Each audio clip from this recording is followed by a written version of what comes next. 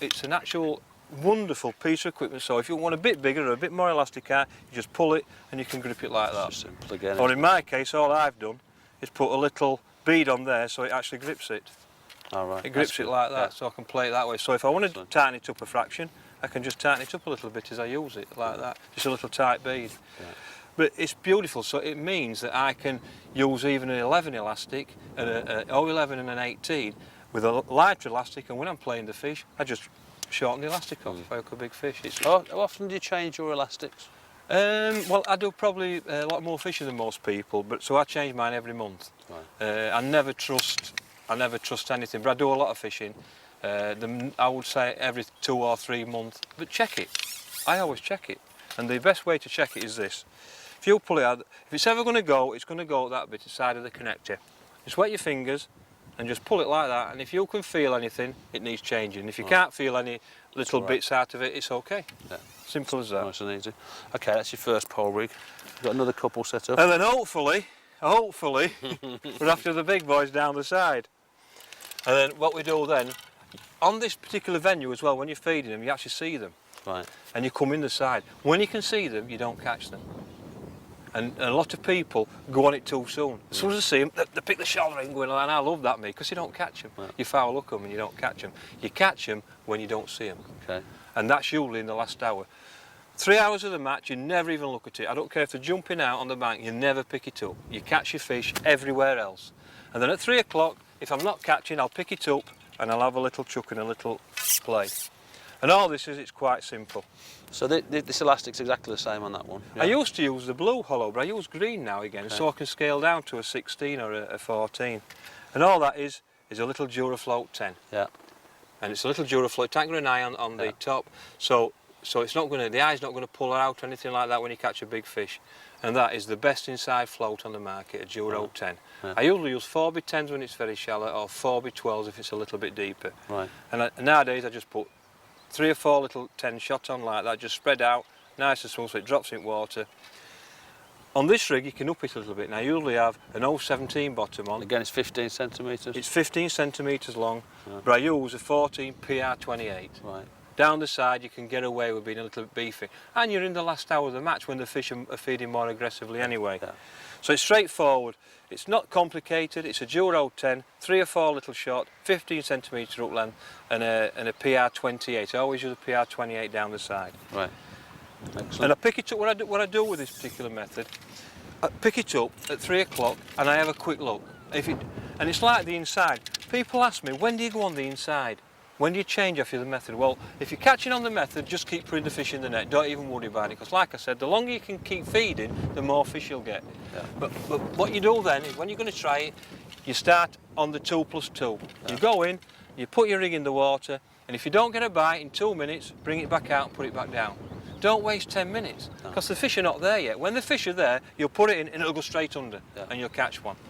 So if you're getting roached off, if you're getting skimmered off, or you don't get a bite, you come straight off it. Yeah. And you go back on the tip. So you don't rotate your pole lines with that. You just no. You always. Okay. And if you're catching, keep catching. I always believe is, don't risk anything if you're catching.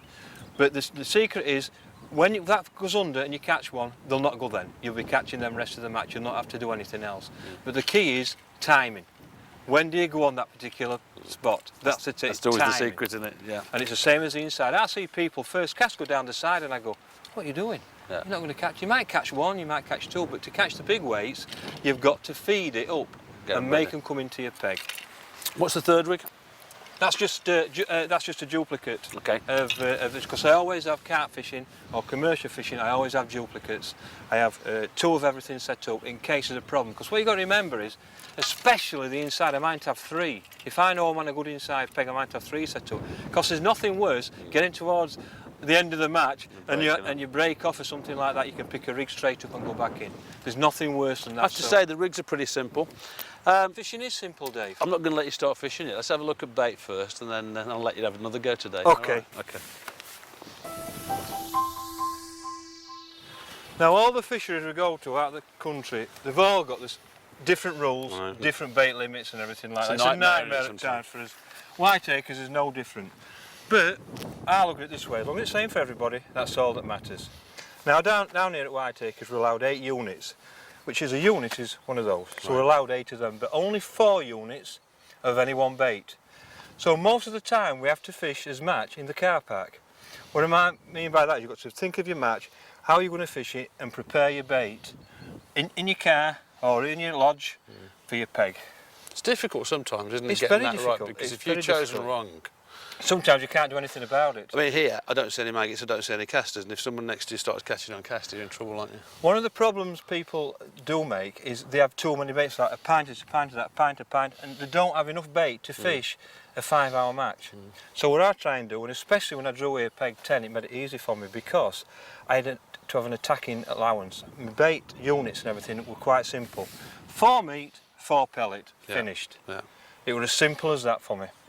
Now the trouble is, you can't always feed 3 swims with 4 units of bait. It's impossible. So I've got to work it out in my head, where am I going to put my pellets and where am I going to put my meat? Right. And I knew straight away what I was going to do. I was going to fish meat on my 2 pole lines on the inside and at 2+2, and my pellets, which were 2 mils or micros and 6 mils.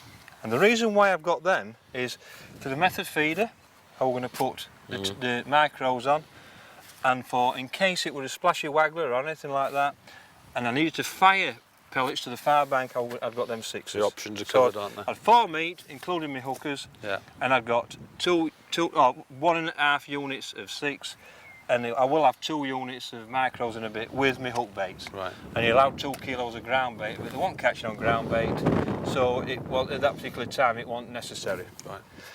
So it's all prepared, it's all cut into quarter, my meat, but my micros need preparing, and it's very important that you get these right. It's very difficult, it's very easy to get it wrong, sorry.